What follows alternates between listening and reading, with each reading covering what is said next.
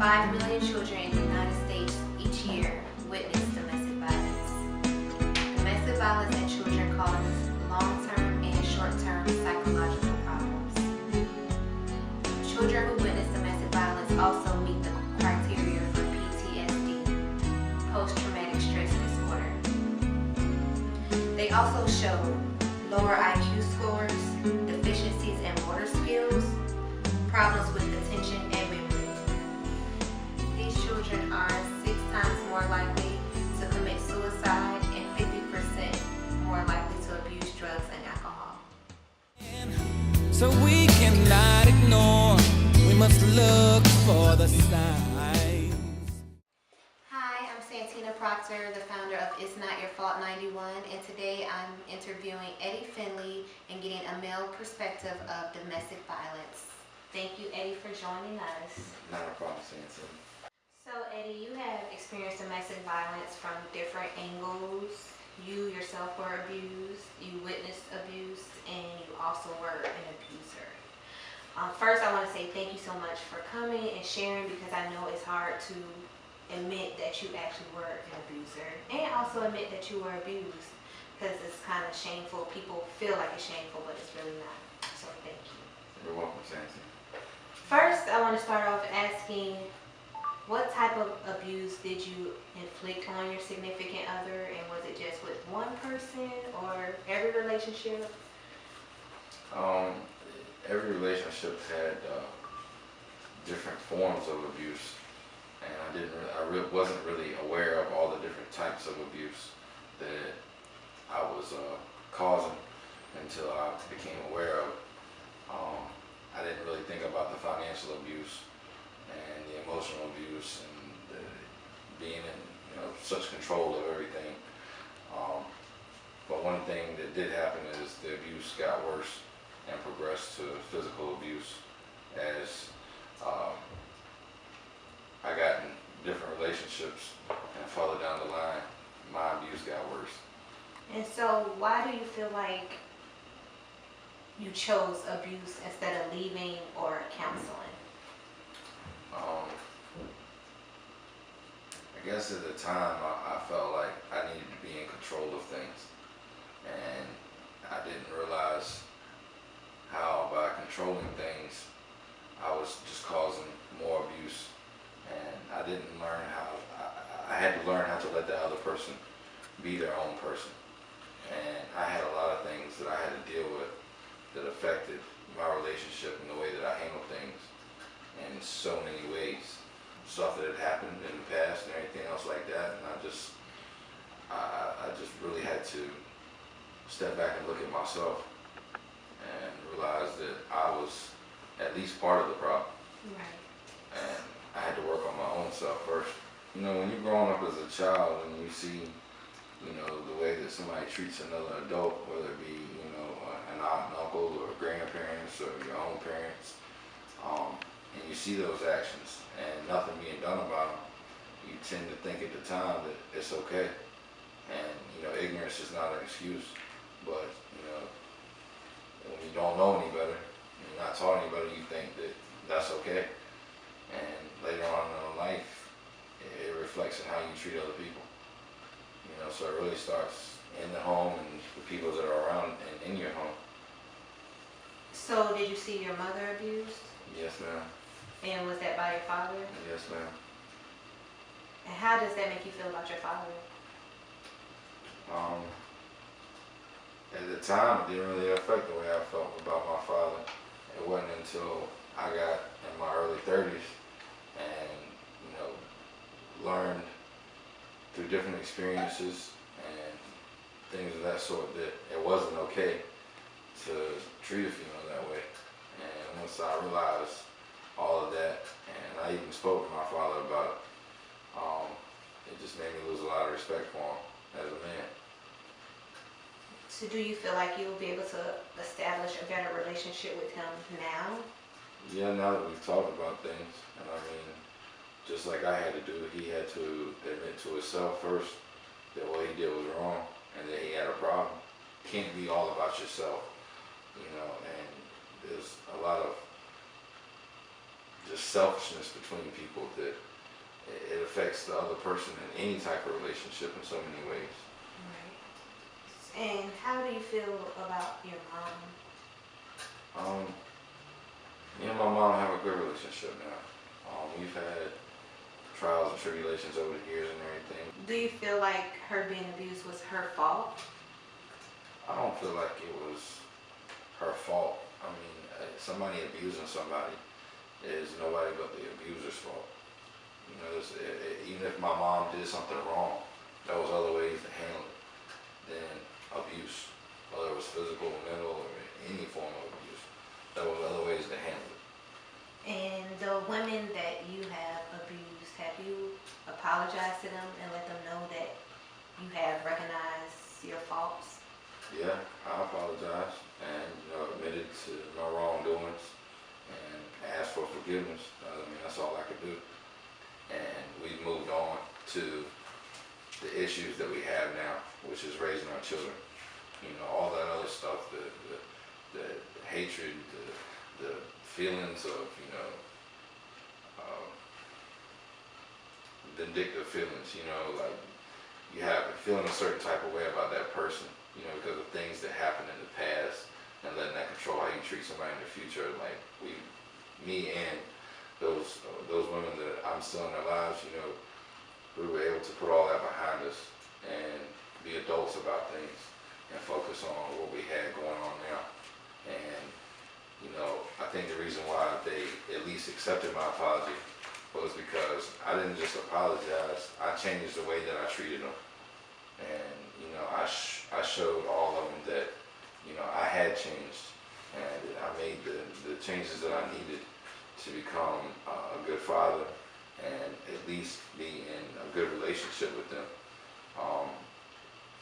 Things couldn't work and they've moved on to bigger and better things, and they've grown as people too, just like I have too. So just try to respect each other as adults and the mother of my children. So I try to definitely be in good standing with them because it's the mother of my children. Right. So the most important of that part, I think, is you said you showed them, just through your actions. You just didn't say you were sorry, but you showed them that I am a new man. I'm not going to be this way. I'm not going to try to control you. I know that I needed to grow. Do you feel like you would be an abuser again? No, I really don't feel like I could, because it's not in my heart no more. I realize that there's so many other actions that you can take other than abuse. Right. And if you feel yourself, feeling a certain type of way, walk away from the situation. That's the easiest. And you can find other forms of taking care of the situation later on that make a lot more sense. So for my last two thoughts, you were blessed enough to have daughters, which is kind of ironic because you are inflicting this pain on women. What is something that you would tell your daughters? The biggest thing that I tell my daughters is know your self-worth, value yourself as a woman, value yourself as a person. And if you put yourself up there, guys down here will never even be able to reach you. I like that. So that's what I try to instill in my daughters. I just try to instill in my daughters, know your self-worth, because only you determine that. And if you put yourself down here and you don't think you deserve no better, then that's what you're going to get. So it doesn't matter about money or looks or any of that. It's how you feel inside about yourself. And my final thought is, why did you decide to speak out? I decided to speak out because a lot of people keep things inside of them and they don't deal with the issues and they don't deal with the things that they have right in front of them, and they don't realize how much those issues play into their everyday life and how it affects everything. But I wanted to come forward and talk about it because I really feel like it's only hard if you let it be hard. And I let it kick my own self for long enough that I didn't want to feel that anymore. And, you know, believe it or not, it is hard taking that first step. But once you take that first step and you see how much better you feel and what a better person you become, and things around you start getting better for yourself, just because you're not carrying all that baggage, you don't have all that stuff dragging you down, it's a whole lot better to get out and talk about it and be the best person that you can be. I feel like a lot of people don't seek help because they're scared that it's going to be hard, or somebody's going to judge them or look at them different, or, you know, you can't let what other people think determine how you carry yourself. 4 relationships later, maybe it's not them, maybe it's me. And I didn't want to feel that way no more. I wasn't trying to be by myself for the rest of my life. And I had to work on myself and be the best person I could be before I could get a woman that was up here.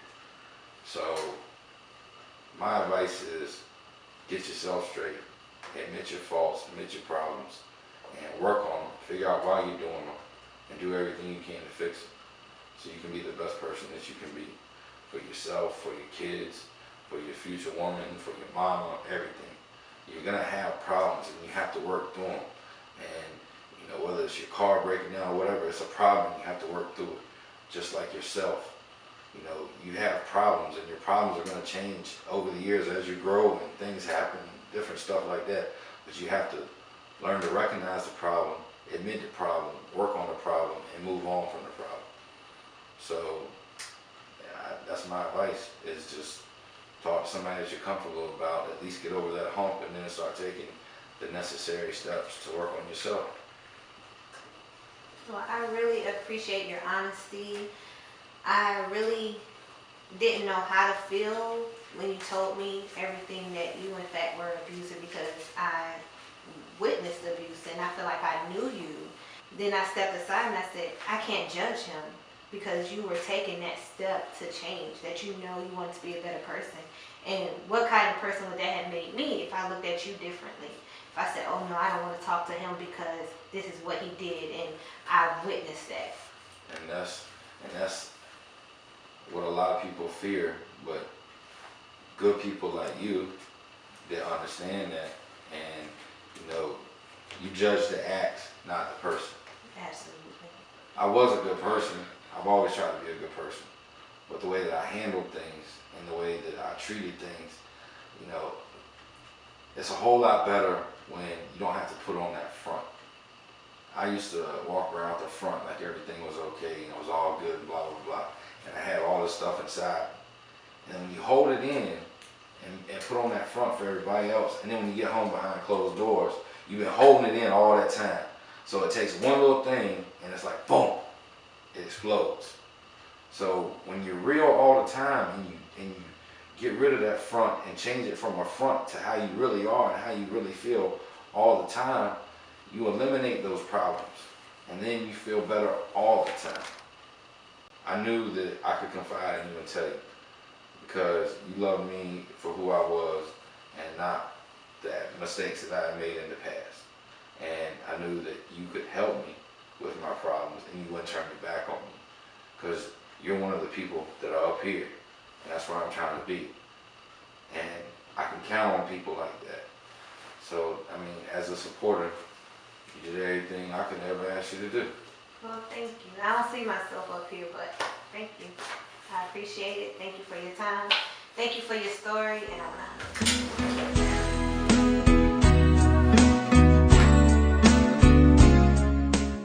How could I love someone who brought my mother so much pain? Pain I witnessed on a regular basis. I've come to believe that I accepted my mother's abuse as okay because she accepted it.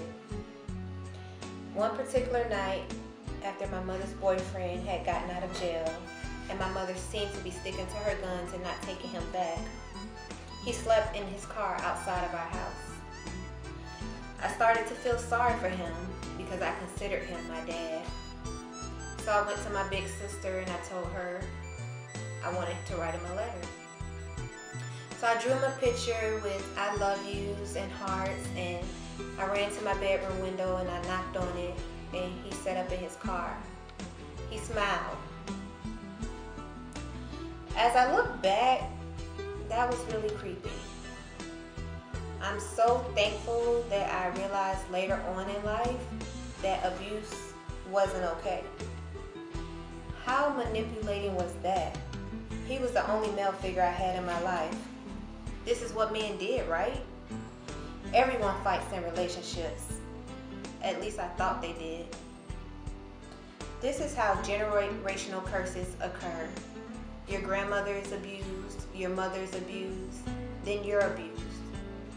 If you are in an abusive relationship, it's time you break the cycle. Not just for you, but for your children, for your daughter. Give her a chance to